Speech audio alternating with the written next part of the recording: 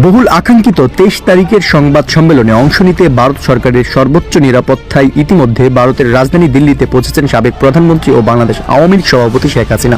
কূটনৈতিক সূত্রে জানা গেছে, তার সফরকে কেন্দ্র করে বিশেষ নিরাপত্তা ব্যবস্থা গ্রহণ করেছে ভারত সরকার। আজ অনুষ্ঠিতব্য গুরুত্বপূর্ণ সংবাদ সম্মেলনে শেখ হাসিনা সাম্প্রতিক বাংলাদেশের রাজনৈতিক পরিস্থিতি, ত্রয়োদশ জাতীয় সংসদ নির্বাচন এবং অন্তর্বর্তী সরকারের ভূমিকা নিয়ে বিস্তারিত বক্তব্য দিতে পারেন বলে ধারণা করা হচ্ছে।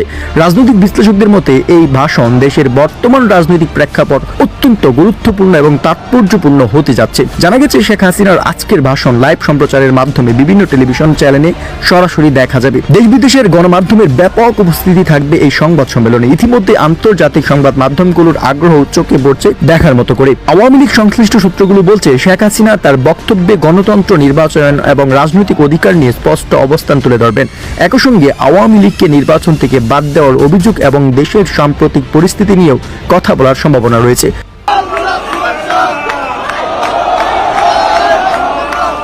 রাজনৈতিক পর্যবেক্ষকদের মতে এই সংবাদ সম্মেলন ও ভাষণ বাংলাদেশের রাজনীতি এবং অভ্যন্তরীণ রাজনীতিতে নতুন যাত্রা যোগ করতে পারে এবং নির্বাচনকে ঘিরে চলমান বিতর্ক আরও তীব্র হতে পারে বলে ধারণা করা হচ্ছে। সব মিলিয়ে আজকের ভাষণের দিকে তাকিয়ে আছে দেশবাসী এবং আন্তর্জাতিক মহল।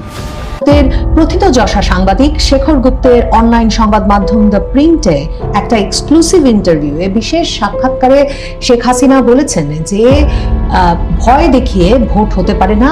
একটা নির্বাচন হতে হলে সেই নির্বাচনকে সুষ্ঠু, অবাধ এবং বৈধ হতে হলে, ফ্রি, ফেয়ার এবং লেজিটিমেট হতে হলে ভোটারদের তার পছন্দের দলকে এবং প্রার্থীকে পছন্দ করে নেওয়ার অধিকার থাকতে হবে।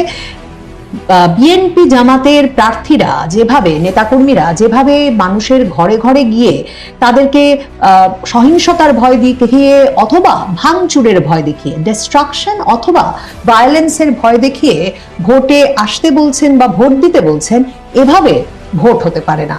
শেখ হাসিনা দ্য প্রিন্টের সঙ্গে সাক্ষাৎকারে বলেছেন যে ইন্টারিম গভর্নমেন্ট, এই অন্তর্বর্তীকালীন সরকার জানেন যে বাংলাদেশের সবচেয়ে পুরনো এবং বৃহত্তম দল আওয়ামী লীগ যদি নির্বাচনে অংশগ্রহণ করতে পারত তাহলে তারা ব্যাপক সমর্থন পেত, ব্যাপক সংখ্যাগরিষ্ঠতায় নির্বাচিত হতো এবং ঠিক সে কারণে দলটিকে নিষিদ্ধ করে রাখা হয়েছে নির্বাচনে অংশগ্রহণ থেকে। এবং তিনি মনে করিয়েছেন যে যেই ইউনূস একটা ভোটও কোনোদিন বাংলাদেশের জনগণের কাছ থেকে পায়নি, সেই ইউনূসই বাংলাদেশের পুরো আইনি কাঠামো, সাংবিধানিক কাঠামো পুনর্লিখন করেছে। ওই যে জুলাই সনদের কথা বলছেন শেখ হাসিনা, যার ভিত্তিতে গণভোটও অনুষ্ঠিত হতে যাচ্ছে 12 তারিখ। তো শেখ হাসিনা বলছেন যে যেই লোকটি একটা ভোটও কোনোদিন পায়নি, সেই ব্যক্তিটি বাংলাদেশের সকল আইনি কাঠামোকে পুনর্লিখন করে নিজের অবৈধ কার্যকলাপকে বৈধ করে নেওয়ার প্রক্রিয়া শুরু করেছে বা সেই প্রক্রিয়া চালু করেছে। শেখ হাসিনা এই সাক্ষাৎকারটিতে বলেন যে এই পুরো প্রক্রিয়াটাকে কোনো পরিবর্তন, রূপান্তর, ক্ষমতা হস্তান্তর বলা যায় না। এটা কোনো ট্রানজিশন নয়, এটা এক রকমের কর্তৃত্ববাদ মাত্র।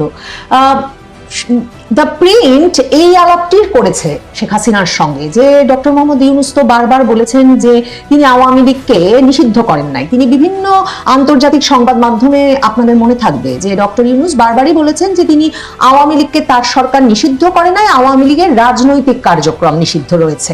শেখ হাসিনা নির্বাচন দিয়েছে, এটা কোন ধরনের নির্বাচন? আওয়ামী লীগ আমলের নির্বাচনে প্রশ্ন তোলে।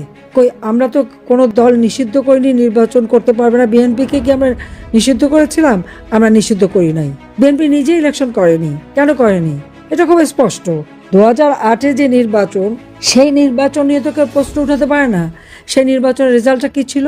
আওয়ামী লীগ এককভাবে 48% ভোট পায়, 259টা আসনে নির্বাচন করে। বাকি আসনগুলি আমরা শরিক দলকে দিয়ে দিই। 259টা আসনে আমাদের নৌকা মার্কা নিয়ে আমরা ভোট করে 233টা আসন আমরা পেয়েছি। আর বিএনপি জামাতকে সাথে নিয়ে 20 দলীয় ঐক্য জোট করে 300 আসনে নির্বাচন করে 32% ভোট পেয়েছিল, 30টা আসন পেয়েছিল। এই রেজাল্টের পর বিএনপি আর নির্বাচনই করতে চায়নি। 2014 সালে আমি নিজে তো খালেদা জিয়াকে প্রস্তাব রেখেছিলাম, পার্লামেন্টে যে কয়টা নির্বাচিত প্রতিনিধি আছে সকলকে নিয়ে নির্বাচনকালীন সরকার গঠন করে আসেন আমরা নির্বাচন করে আপনি যে মন্ত্রণালয় চান সেই মন্ত্রণালয়ে দেব। আমি নিজে তাকে ফোন করেছিলাম যে আসেন আপনি এক কাপ চা খান, আমরা আলোচনা করি কিভাবে সুষ্ঠু নির্বাচন করা যায়। আমরা তো এককভাবে নির্বাচন করতে চাইনি কখনো, বা কোনো দলকে আমরা একেবারে মানে নিষিদ্ধ করে দিয়ে একা একা জিততে চাইনি। কারণ কেউ যদি ইলেকশনে না আসে আমাদের করার কি আছে? 2018-তে ইলেকশনে এসেছিল, পয়সা খেয়ে খেয়ে নমিনেশন দিয়ে এক এক সিটে 2-3 নমিনেশন, নিজেরাই মারামারি কাটাকাটি, অমনি প্রত্যাহার। তারপরে এই ডক্টর ইউনূস আর এই বিএনপি মিলে, জামাত বিএনপি মিলে এই নির্বাচনকে প্রশ্নবিদ্ধ করা সারা বিশ্বব্যাপী ইচ্ছাকৃতভাবে করেছে তারা। কিন্তু একটাও কোনো অনিয়ম দেখাতে পেরেছে? 2024-এর নির্বাচন তারা নির্বাচন করবে না, আমরা চেষ্টা করেছি আনতে, তারা করে নাই, বয়কট করেছে।